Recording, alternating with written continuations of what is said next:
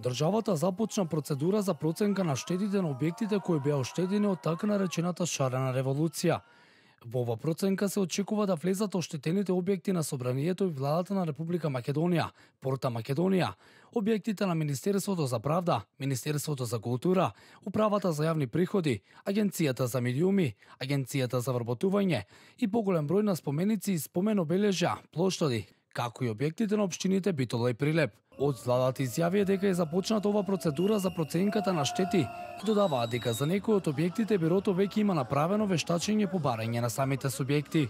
Владата на седница го задолжи Бирото за судски вештачења во рок од 30 дена да изврши проценка на штетите врз административните згради на државните институции, административните згради на локалните самоуправи, споменици, плоштади и други објекти во Република Македонија, штети кои се настанати како резултат на одржаните протести во изминатиот период во повеќе градови низ земјата, и истата да ја достави до владата и до институциите во чија надлежност се оштетените објекти. Ова го изјави владиниот портпарол Александар Ѓорѓиев. Ѓорѓиев истакна дека сите овие објекти јавни добра се создадени од средства на граѓаните и како држава е потребно да се направи проценка на настанатите штети за кои е потребно санација, како и да се утврди план за процедурите и активностите на санацијата.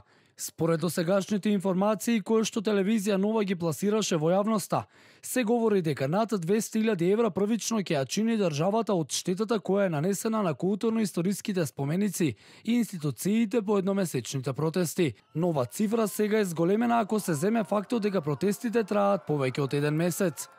Маријан Камиловски, кој е автор на оградата на Мостот Слобода, за телевизија Нова потенцираше дека уништувањето на објектите е навреда кон уметниците и кон целиот народ.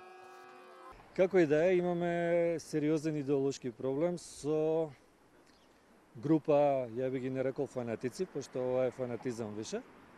Не знам што да кажам понатаму, освен дека можеби и ние сите што сме учествувале во овој проект треба да се придружиме кон една колективна тужба кон непознат сторител и не само тоа, туку и кон инспираторите на овие случувања. Телевизија Нова веќе објави дека во некои земји во Западна Европа и во САД за оштетување на јавни добра се предвидени соодветни прекршочни и кривично правни санкции. Досега од страна на македонските институции беа отворени неколку постапки за утврдување на одговорноста за штетата при овие протести.